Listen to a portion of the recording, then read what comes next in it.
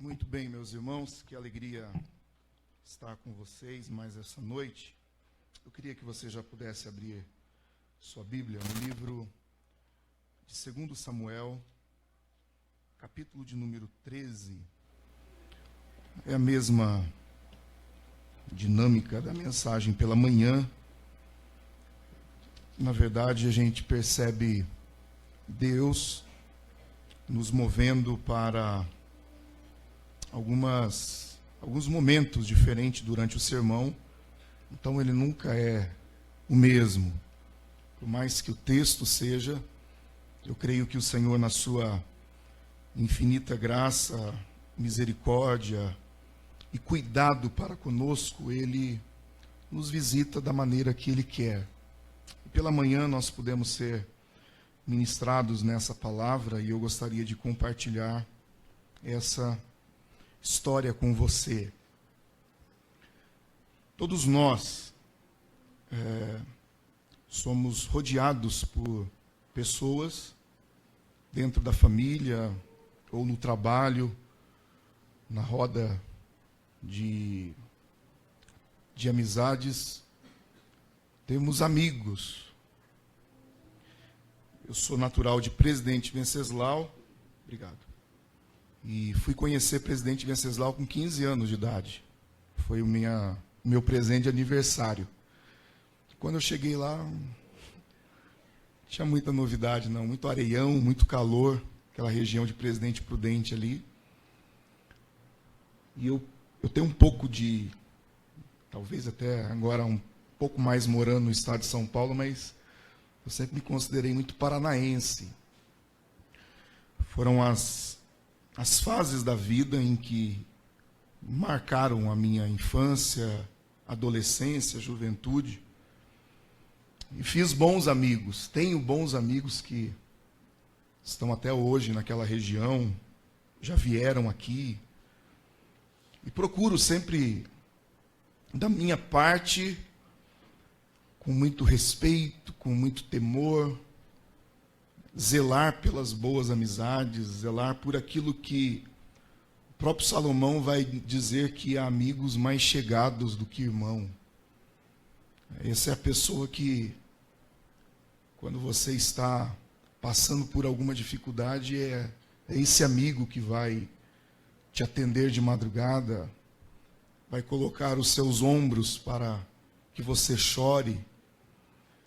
E nós vamos nesse texto, nesse tema do cuidado com as amizades, nós vamos ver uma história muito séria daquele que é considerado o homem segundo o coração de Deus, Davi, um homem de extrema capacidade para lutar, para guerrear e para vencer guerras, mas um péssimo pai, um péssimo marido, um péssimo sacerdote da sua casa. E é sobre isso que eu gostaria de, nessa noite, levar a essa reflexão. A partir dessa história que acontece dentro de uma família. E essa família também tem amigos. Mas nós precisamos estar atentos com essas pessoas que nos dizem ser amigos. Acompanhe comigo, é uma leitura um pouco extensa, mas é necessário para que você tenha o embasamento histórico e contextual disso aqui. Eu encontrei uma pessoa logo após o culto, e ele me disse assim: Joézer, eu fiquei um pouco confuso, eu ainda não tenho essa linguagem de nomes, porque há vários nomes que participam dessa história. Então fique atento à leitura, a partir do verso de número 1 do capítulo 13 de 2 Samuel. Absalão, filho de Davi, tinha uma irmã muito bonita, que se chamava Tamar. Depois de algum tempo, um outro filho de Davi, chamado Amon, apaixonou-se fortemente por ela. Amon a desejou a ponto de adoecer de tanta opressão.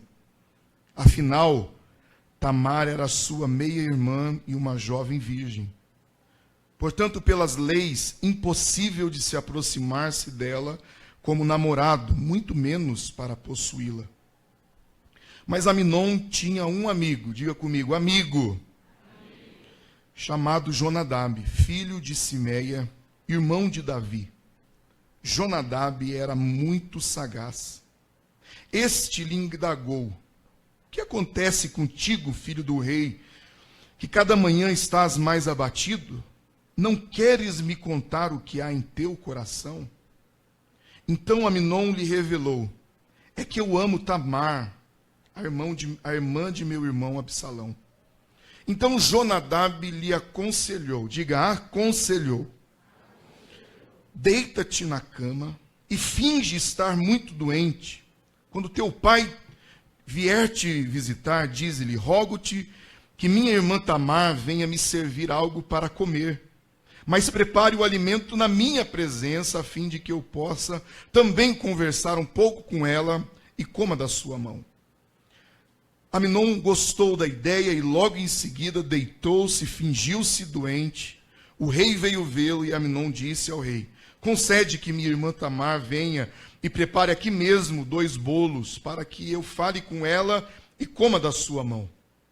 Davi mandou uma mensagem a Tamar no palácio: vá à casa do teu irmão Aminon e prepara algo para que ele se alimente. Tamar foi à casa de seu irmão Aminon, e ele estava deitado. Ela pegou e amassou a farinha, fez os bolos e assou na presença dele. Pegou a forma e tirou os bolos diante dele, entretanto ele se recusou a comer. Então Aminon ordenou: manda embora toda essa gente para longe de mim. E imediatamente todos saíram dos seus aposentos. Então Aminon pediu a Tamar: traze-me o prato com os bolos até o meu quarto, para que eu possa me alimentar de tua mão. Prontamente Tamar levou os bolos que havia assado ao quarto do seu irmão. Todavia, quando ela se aproximou para começar a servir-lhe o alimento na boca, ele a agarrou e rogou-lhe: deita-te comigo na minha cama. Diante do que ela reagiu, exclamando: não, meu irmão, não me forces, porque não se procede assim em Israel. Não cometas essa loucura e infâmia. Aonde iria esconder-me por causa de tamanha desonra? E tu serias como um infame e cairias em desgraça perante todo o povo de Israel. No entanto, fala ao rei, e ele haverá de permitir que eu me case contigo. Mas Aminon não lhe quis dar ouvido, dominou-a e com violência forçou-a a ter relações sexuais com ele. Logo em seguida, entretanto, Aminon sentiu uma forte rejeição por ela, muito mais intensa do que paixão que alimentava o seu interior há tempos. E lhe ordenou: levanta-te e vá embora depressa. Contudo, ela lhe replicou: não, meu irmão, expulsar-me será ainda pior do qual o mal que já me fizeste. Entretanto, novamente ele não quis atendê-la. Gritou pelo criado e a ordenou-lhe: livre-me desta mulher. Ponha-na fora daqui imediatamente e tranque a porta. Prontamente o servo a pôs para fora e fechou a porta. Ela trajava uma túnica especial, longa, colorida, um típico tradicional de roupa que as virgens, filhas dos reis, costumavam usar desde a puberdade. Assim que Tamar saiu da casa de Aminon, apanhou cinza com o pó da terra e jogou sobre a cabeça. Rasgou sua túnica que estava vestindo e pôs-se a caminho com as mãos sobre a cabeça, chorando em desespero, em alta voz. Assim que Absalão, seu irmão, a viu, lhe perguntou: teu irmão Aminon te ofendeu de alguma coisa? Ora, minha irmã, acalma-te e não lamentes desta maneira, afinal ele é teu irmão. Cala-te e não te angusties tanto assim. E Tamar, arrasada, ficou sozinha na casa do seu irmão Absalão. Logo que o rei Davi tomou conhecimento de toda essa história, ficou profundamente indignado. Todavia, não quis castigar o seu filho Aminon, porquanto o amava muito por ser seu primogênito. Quanto Absalão não falou mais com Amon, porque Absalão estava revoltado e grande quantidade de ódio fermentava em seu coração contra ele, por causa da violência covarde e humilhante que fizera contra sua irmã Tamar. Eu queria que você curvasse mais uma vez a sua cabeça, perguntasse ao Senhor o que Ele quer falar com você nessa noite.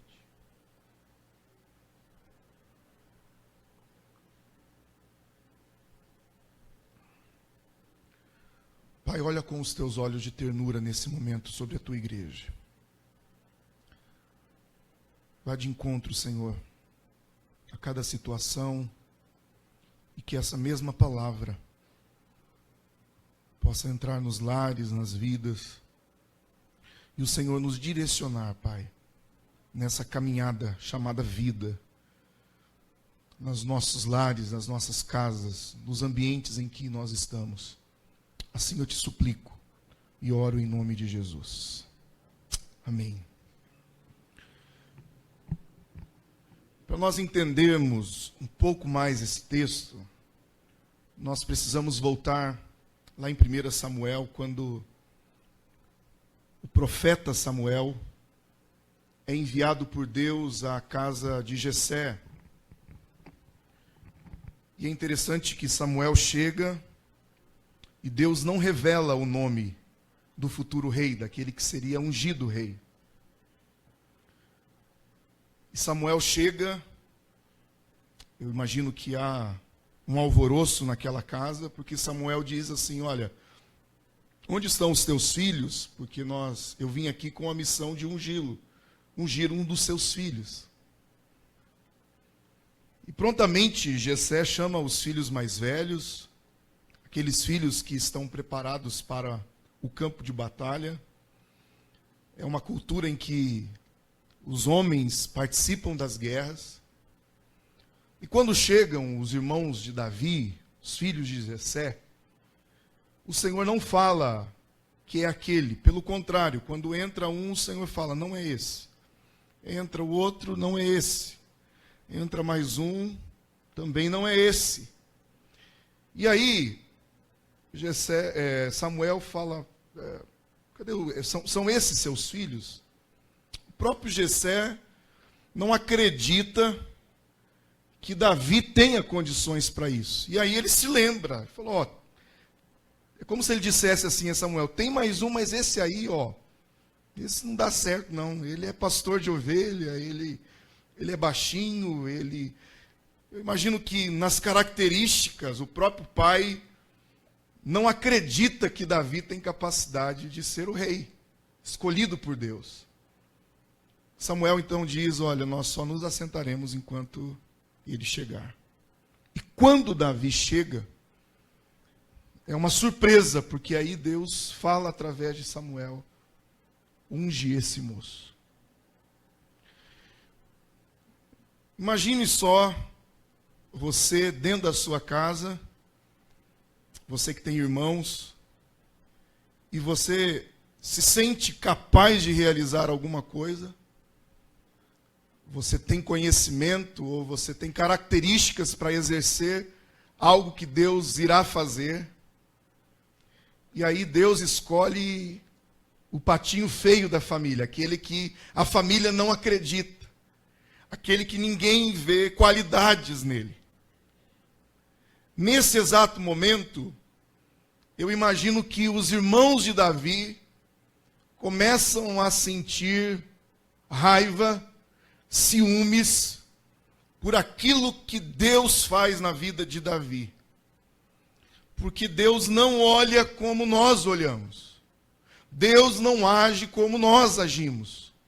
E esse texto deixa muito claro isso. Passa-se o tempo, o rei Saul morre, Davi é coroado o rei de Israel, e Davi é um excelente combatente, e ele começa a vencer inúmeras batalhas. Porém, nós vamos perceber que Davi tem as suas fraquezas, Davi tem momentos em sua vida que ele abre brechas, Davi não sabe controlar momentos da sua vida, e a gente percebe que Davi agora tem uma família. E essa família não é de uma esposa apenas, são de mais mulheres. E agora esses moços crescem separadamente, cada um com as suas mães, mas os seus sobrinhos estão por ali. E aqui é uma lição muito grande que eu gostaria de compartilhar com vocês, principalmente os pais, os casados, porque o casal, ele conversa muitas coisas. E nós precisamos tomar muito cuidado com aquilo que nós conversamos perto dos nossos filhos. Porque há algumas coisas que os nossos filhos não podem, não têm maturidade para ouvir aquilo. E também para aqueles pais, e quando eu estou dizendo aqueles pais, eu estou dentro dessa estatística, que de vez em quando a gente coça a língua para comentar de alguém. Você viu fulano de tal? Você viu o que aconteceu com o ciclano? E aí aquela historinha que eu já contei aqui, do pastor que vai visitar o membro da igreja, e quando ele chega, ele percebe que o pequenininho da casa fica olhando muito para o pastor, aí ele vem, olha as costas do pastor e olha para cá, e o pastor começou a ficar achando estranho aquilo. E ele pergunta para o menino, filho, aconteceu alguma coisa, você está olhando? E o menino falou assim, pastor, eu queria ver a outra cara do senhor, que minha mãe e meu pai falou que o senhor tem duas caras, e eu estou procurando a outra. E a criança está ouvindo tudo o que acontece dentro do lar. Então, se eu for na tua casa e teu filho começar a olhar na minha nuca, vai ter.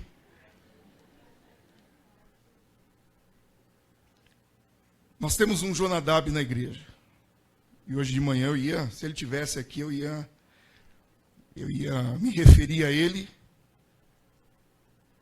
E eu estava conversando com os irmãos que estavam hoje pela manhã, alguns nomes na Bíblia, e há alguns significados. E eu creio que aquele que é de Cristo é uma nova criatura, não tem maldição. Jesus já quebrou na cruz do Calvário toda a palavra. E eu tenho certeza que o nosso Jonadab daqui não é igual a esse Jonadab daqui, da Bíblia, do texto. Só dando esse esclarecimento.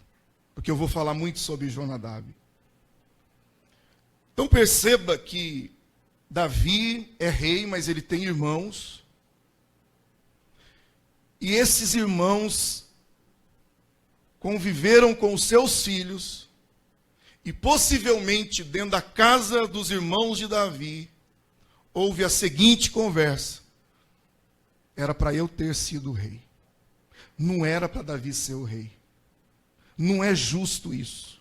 Como que pode Davi ser o rei de Israel? Os próprios irmãos de Davi não acreditavam e não confiavam e não tinham prazer em ver o seu irmão sendo o rei de Israel. E aí é quando entra esse personagem, sobrinho de Davi, primo de Aminon. E eu confesso que quando eu lia esse texto, eu confesso que quando me vinha essa história, eu já rapidamente tinha muita raiva de Aminon.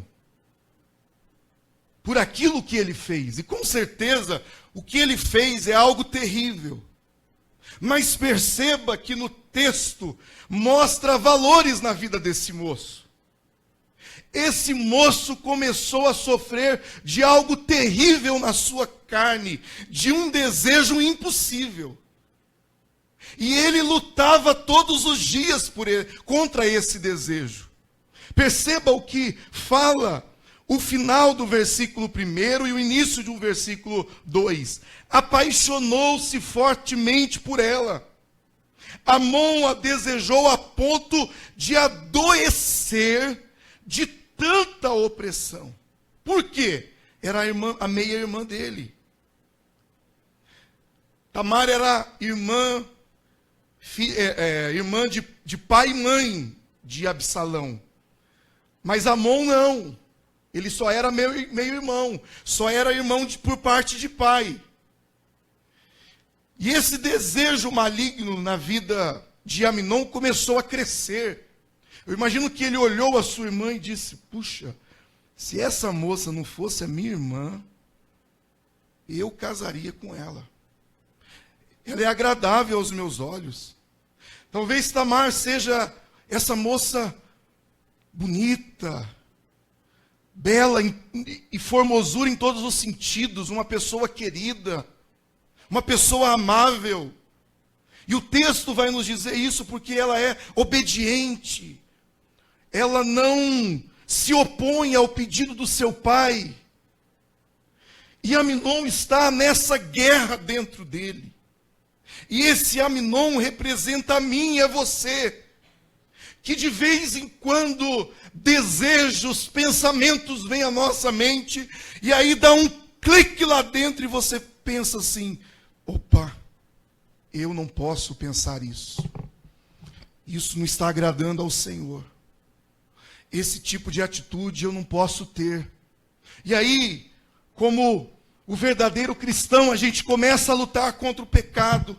A gente começa a lutar contra os desejos da carne. A gente começa a lutar com pensamentos. Uma vez eu ouvi um testemunho de um rapaz viciado em maconha. E Cristo o aceitou. Mas ele desejava tanto aquilo que, quando ele sentia o cheiro da maconha, ele se desesperava. Tamanho desejo que ele tinha. E ele então procurou ajuda ao pastor. E o pastor disse assim: filho, olha, quando você tiver esse desejo, comece a clamar o sangue de Jesus bem alto, aonde você estiver. E esse rapaz, de vez em quando, ele passava e estava, e ele: o sangue de Jesus tem poder, eu sou liberto disso, eu sou liberto disso. E um dia disse que ele estava dentro do banco, e de repente passou um cara perto dele, o cheiro, aquilo entrou. E aí ele falou: eu não posso. E disse que no meio do banco ele ajoelhou e disse: Senhor, tenha misericórdia de mim, me livra desse desejo de fumar maconha. E aí tinha um crente, diz que esse crente ajoelhou junto com ele dentro do banco e começaram a orar. Aquele moço foi liberto, hoje é um grande homem de Deus, hoje é um homem liberto dos vícios. Mas ele lutou, ele exclamou em alta voz, desejando que aquele sentimento, aquela vontade passasse. Mas o texto, queridos, vai nos mostrar que a casa de Davi, e aí é onde nós entramos para aquilo que é a nossa casa. Essa família representa a minha, a sua família. Perceba que Amnon, ele não tem liberdade para falar com seus pais. Ele não tem liberdade para chegar em alguém que pode dar um bom conselho para ele. Ele sofre sozinho. E o sofrimento dele é tamanho que ele começa a adoecer. Eu imagino que ele para de comer, ele para de sorrir, porque aquilo está perturbando a sua alma. E aí entra Jonadab. O texto diz que entra um amigo chamado Jonadab. Jonadab era o seu primo. E Jonadab percebe que tem alguma coisa errada com Amnon. Querido jovem, querido ouvinte nessa noite, o que tem passado no seu coração? Quais são os desejos na sua vida que você tem lutado, a ponto até mesmo de se angustiar, de chorar, de desanimar de muitas coisas? Tamanho é esse desejo que brota na sua alma. Eu tenho certeza que Jesus nos trouxe nessa noite, porque Ele é o nosso amigo e Ele quer se colocar à sua disposição nessa noite. Porém, na vida de Amnon, por ele não ter liberdade na sua casa, por ele não ter liberdade em chegar ao seu pai ou à sua mãe e dizer: pai, mãe, eu não estou legal.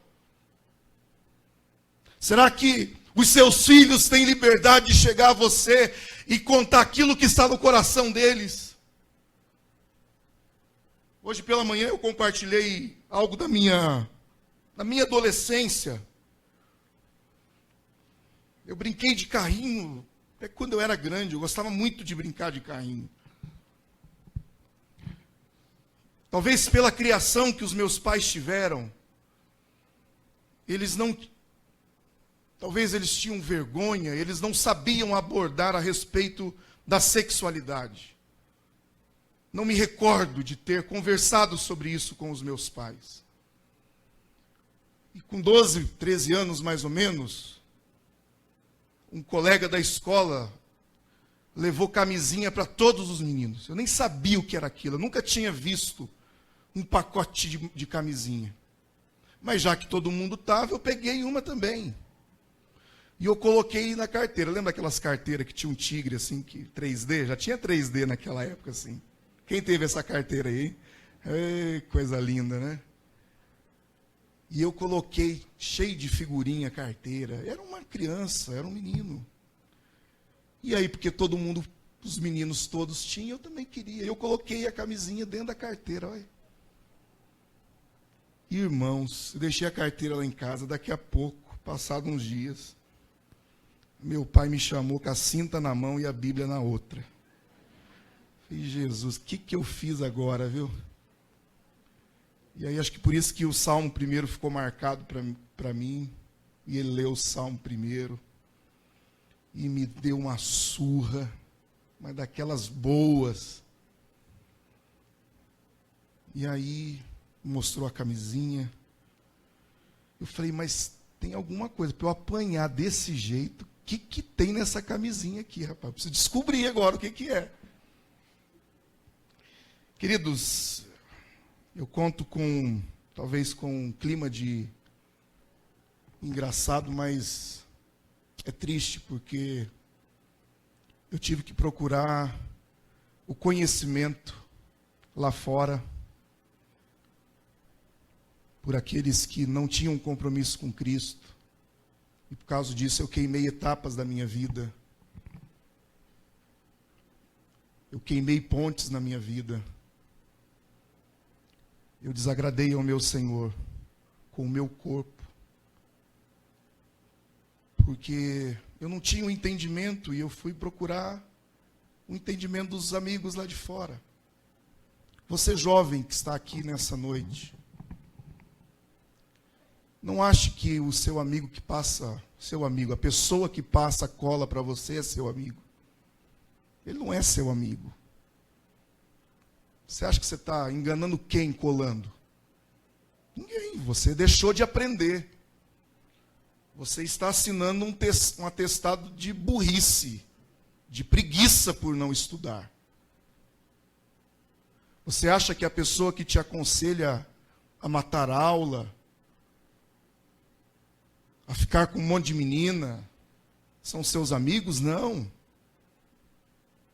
São pessoas enviadas pelo inimigo para trazer desgraça na vida. Quantas histórias tristes há em nosso meio por conta de conselhos errados. E a pergunta que eu faço a você nessa noite é: quem são os seus conselheiros? Quem são as pessoas que você depositam os segredos da sua alma? E talvez você esteja justamente confiando a eles porque você não tem oportunidade e não é visto dentro da sua casa. É o caso de Aminon. Jonadab percebe que tem alguma coisa errada. E Jonadab poderia ter chegado a ele e ter dito: o que está acontecendo, meu primo? Paz, eu estou com um problema sério. Eu me apaixonei pela minha irmã. Se Jonadab fosse um amigo de Deus, um amigo verdadeiro, ele teria dito assim: meu irmão, vamos orar. Vamos fazer uma campanha no monte. Vamos nadar na cachoeira para você tirar essas coisas ruins da sua cabeça. Não pode. Aqui em Israel não pode isso. Esse seria o verdadeiro amigo. Porém, dentro da casa do rei Davi, um enviado de Satanás havia se infiltrado. E ele conhecia todas as falhas da casa do rei. Jonadab sabia que o rei não dava importância para os seus filhos. Jonadab sabia que o rei só visitava os filhos quando eles estavam doentes. O texto nos mostra isso. O conselho dele foi assim: finge-te de doente. Quantos filhos estão fingindo de doente para chamar a atenção dos seus pais? Eles estão gritando lá dentro da alma, dizendo: me ajuda. E a gente está preocupado com pessoas que não estão nem aí para nós. A nossa prioridade é Deus, é família. E aí lá para baixo a gente coloca igreja, serviço. Mas Deus nos deixou a responsabilidade de uma família, de filhos. Os nossos filhos são heranças do Senhor.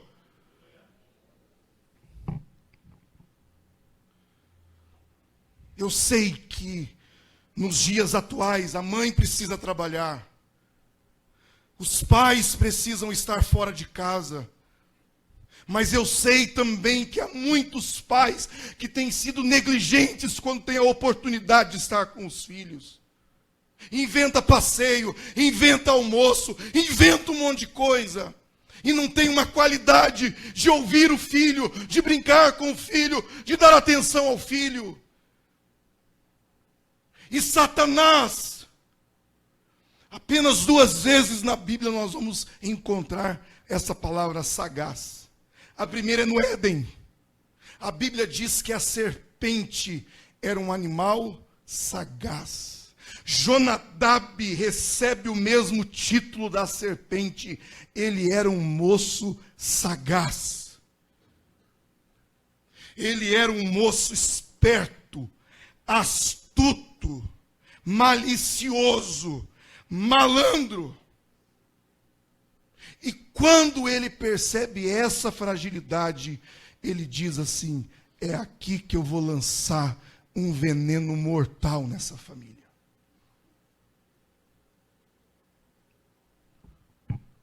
Cuidado com as suas amizades.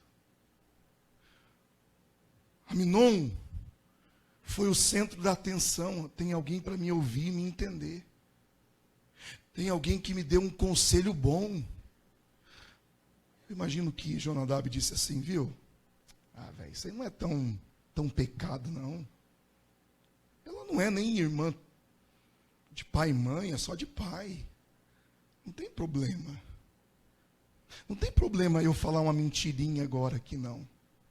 Não tem problema eu agir dessa maneira. Os grandes pecados, os grandes desastres na vida do ser humano começam com coisas pequenas, com palavras que agradam o nosso coração. Se Deus tivesse me dado talvez o dom da revelação, da cura, nós estaríamos já no 5º ou 6º culto. Se a igreja, como muitos lugares acontecem, de experiências de cura, de milagres, de não sei o quê. Sabe por quê? Porque as pessoas querem vir e ouvir aquilo que é bom. Nós estamos vivendo em dias em que as pessoas querem ouvir música boa, palavras boas. Você é um vitorioso, essa semana Deus vai te prosperar. Vai dizer que não é bom ouvir isso? Lógico que é. Mas será que Deus só quer falar isso conosco? Você que é pai, você fica o tempo todo bajulando o teu filho? Ou quando ele pisa na bola, você vai lá e põe ele no lugar dele?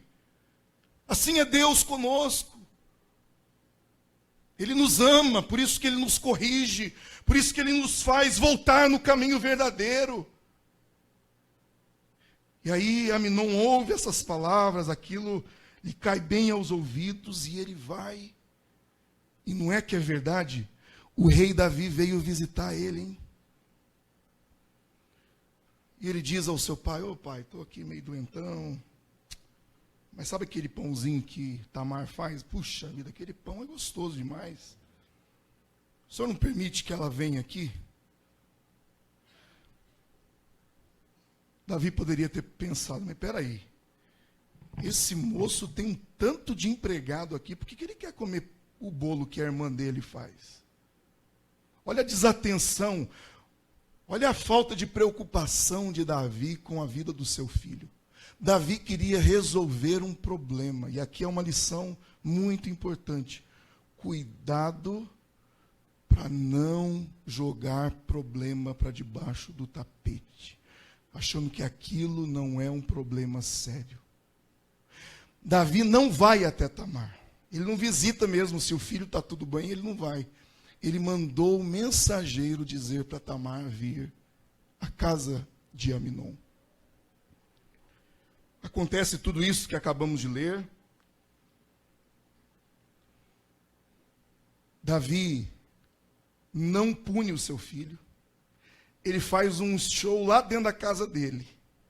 Ele grita, berra, mas ele não toma atitudes de correção. Mais um recadinho aos pais. A Bíblia diz que a vara livra os nossos filhos do inferno. Nos dias atuais,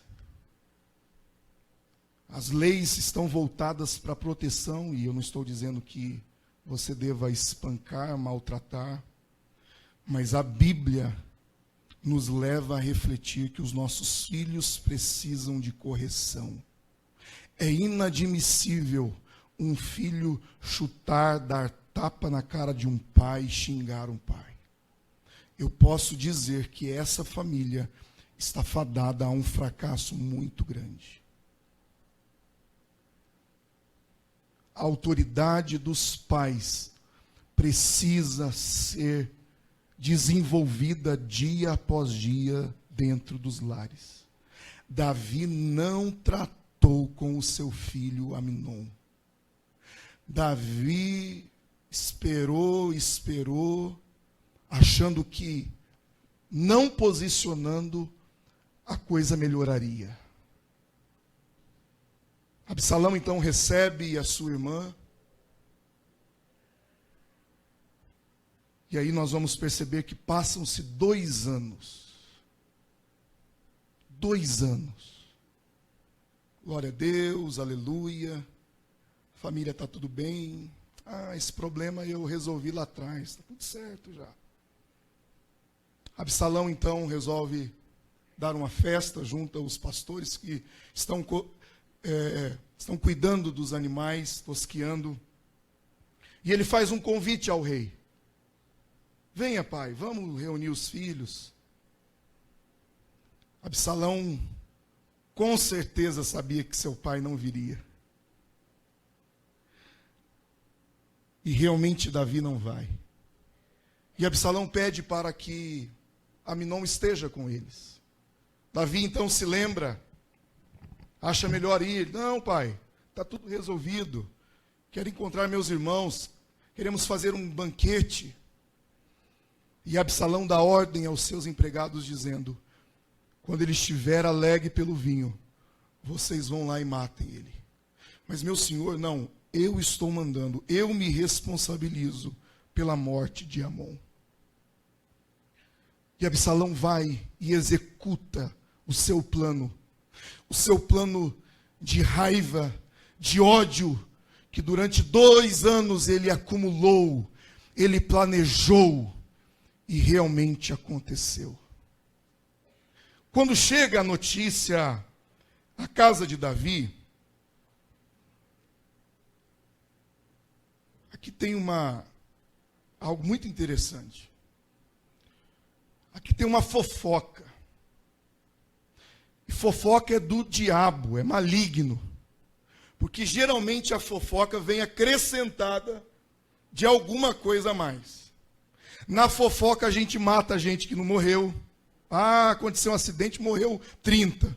Não morreu nenhum, mas a gente, para deixar a situação melhor, mais aflorada, a notícia mais envolvente, nossa, alagou Lençóis, quase chegou aqui em cima, aqui. A fofoca é algo terrível. E a fofoca chegou na casa de Davi com a seguinte notícia: Absalão matou todos os irmãos dele. Quer ver? Verso 30. Estando eles ainda a caminho, quem? Os filhos de Davi que foram. Chegou aos ouvidos do rei Davi: Absalão matou todos os filhos do rei. Nenhum sobreviveu à sua ira.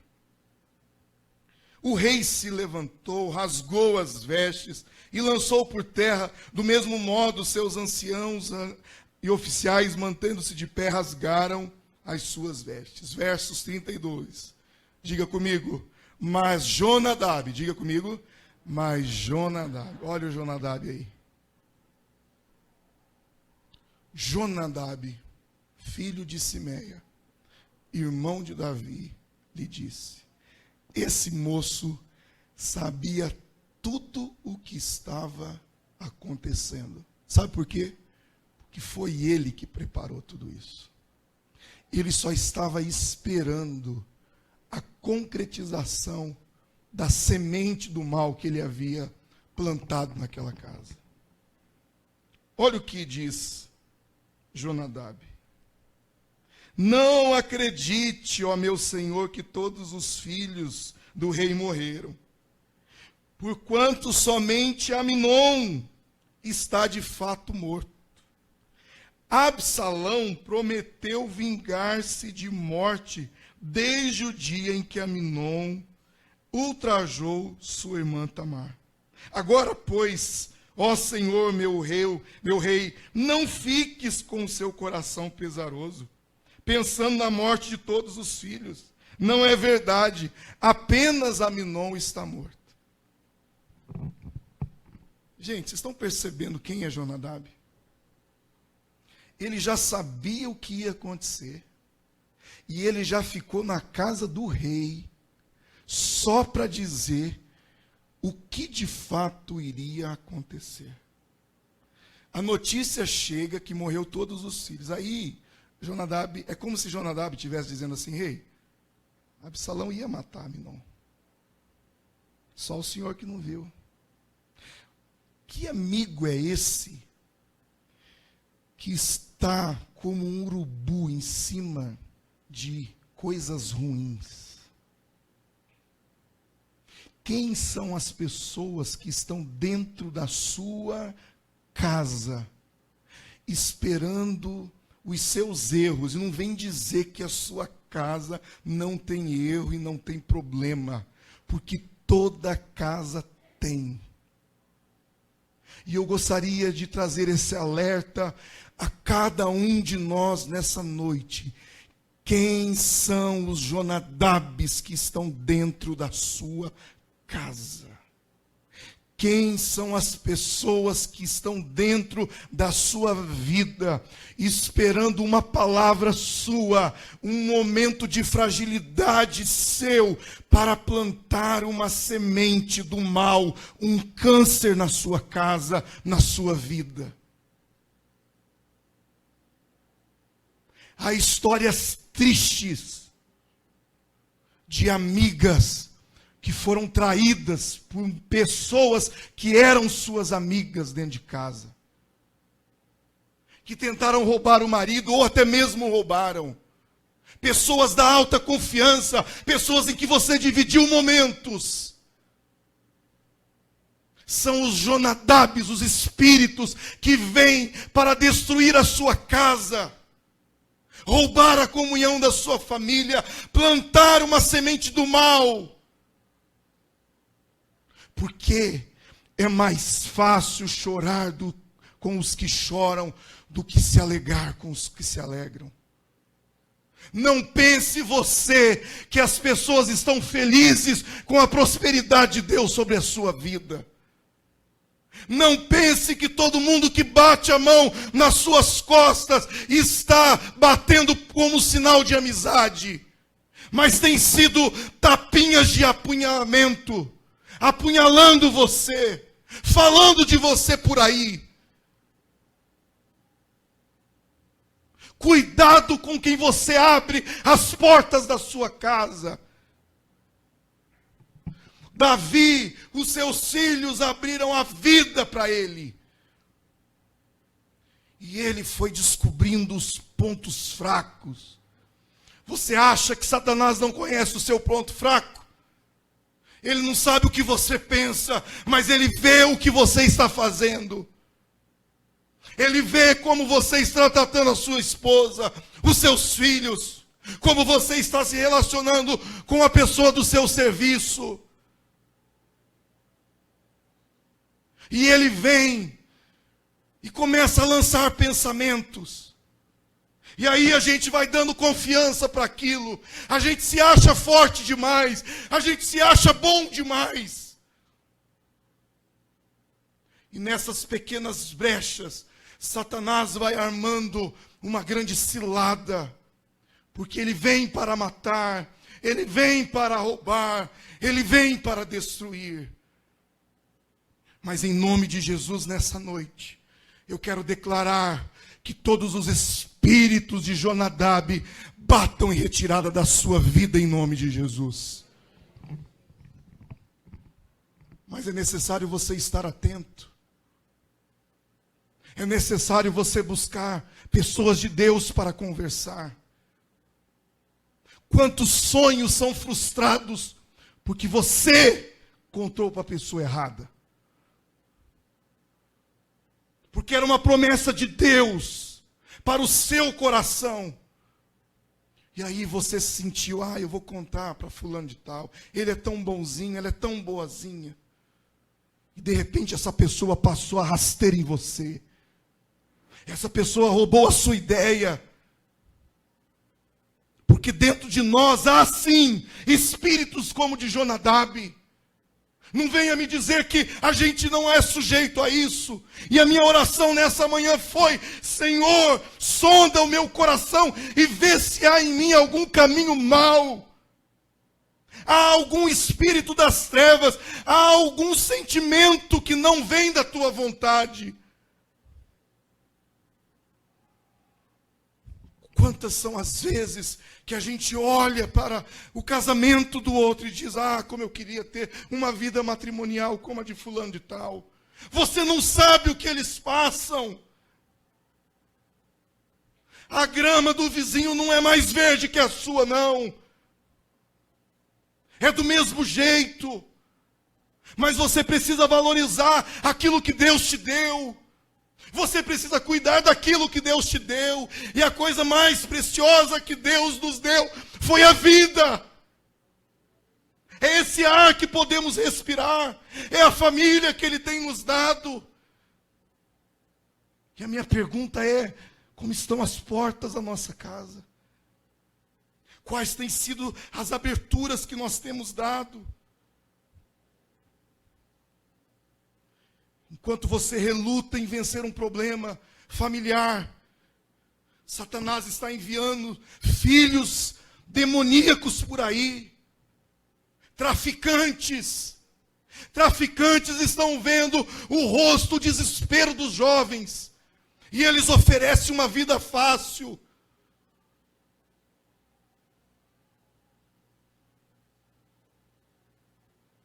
Cuidado com os seus amigos. Quem são os seus amigos? Tome cuidado com a direção que eles têm te dado. Tome cuidado com os exemplos que eles têm te dado. A gente sabe que as palavras movem, mas os exemplos, eles nos arrastam. Perceba aí que de vez em quando a molecada, tudo está com cor de cabelo diferente. É o Neymar que cortou o cabelo diferente. É assim ou não é?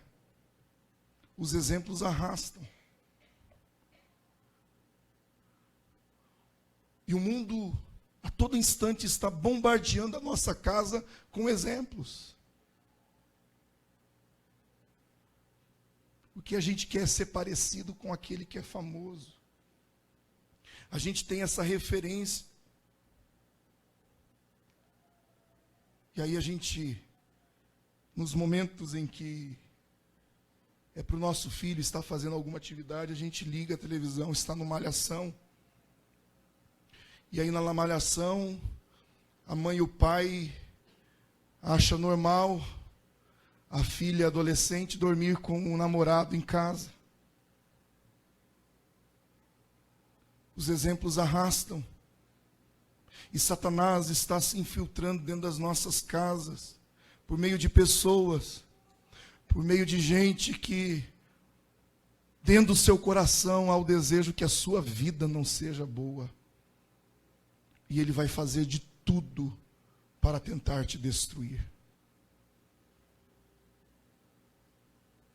Jonadab plantou essa semente. Jonadab plantou esse mal porque ele tinha inveja. Era para ele estar naquele lugar.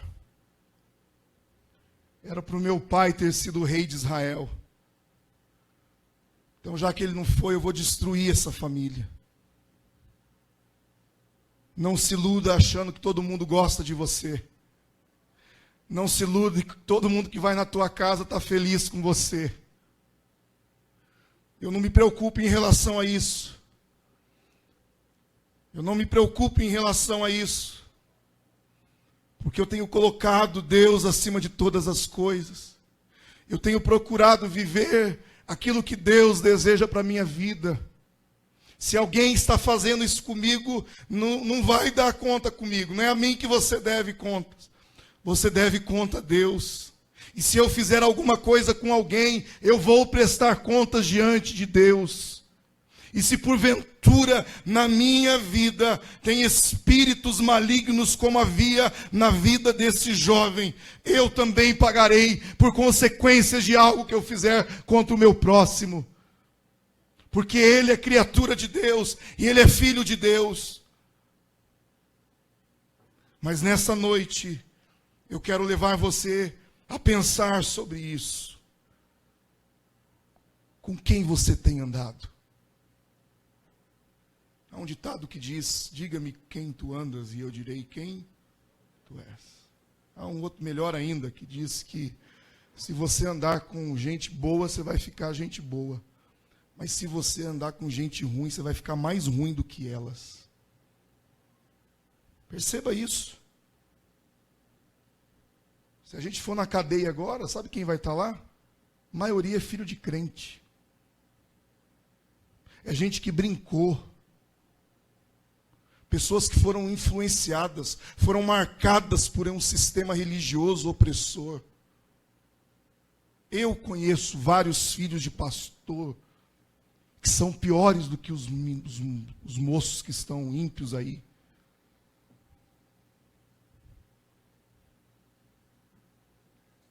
Queridos irmãos, querido jovem, eu quero te dizer que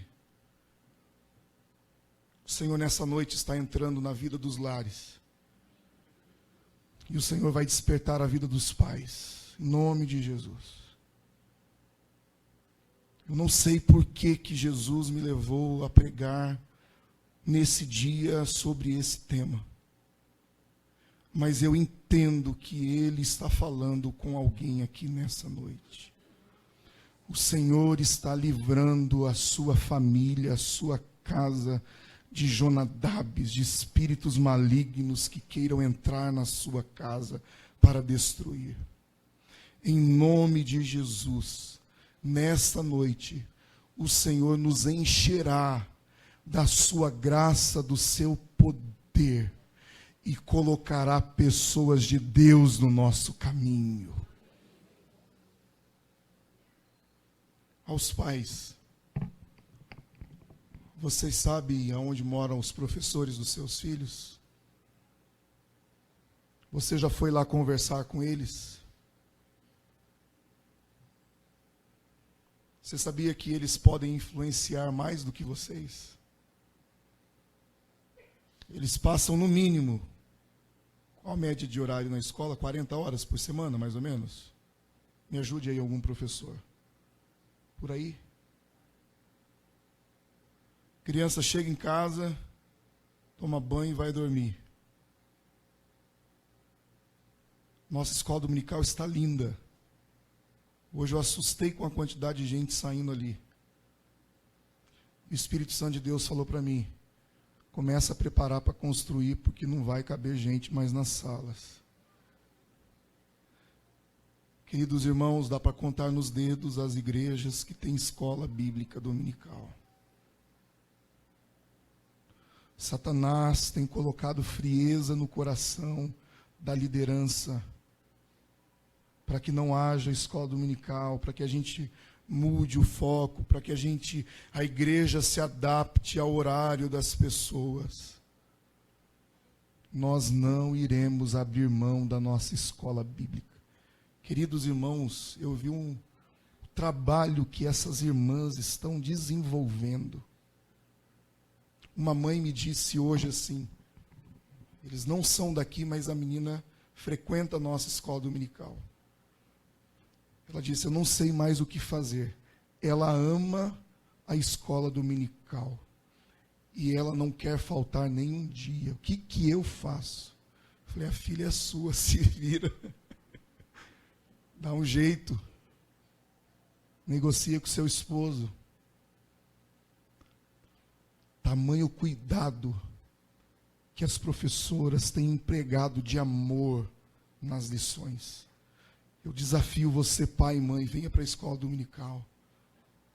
Os dias são maus. Os dias têm se tornado cada dia mais difícil. Os nossos filhos terão que ter uma base de fé muito boa. Porque o diabo não está brincando de ser diabo. Satanás está projetando a destruição das famílias. E ele está usando os políticos, a lei, para nos fazer calar. Hoje pela manhã, o irmão Márcio está de prova. Eu cheguei a ele e falei, Márcio, eu estou muito inseguro em colocar a transmissão, porque a palavra é uma palavra pesada. Por quê? Porque qualquer coisa hoje pode ser usada contra nós. Qualquer frase pode trazer constrangimento a alguém e essa pessoa se sentir ofendida. Eu quero dizer a você, meu querido ouvinte, esta é a casa de oração. E Jesus, quando ele chega aqui, se ele ver coisa errada, ele tem total autoridade de mandar o chicote em nós e nos corrigir. Não será casa de mercado. Nós não negociaremos as verdades do Evangelho de Jesus Cristo nesse lugar. Doa a quem doer. A palavra de Deus será pregada nessa igreja, nesse púlpito, para a glória de Deus Pai.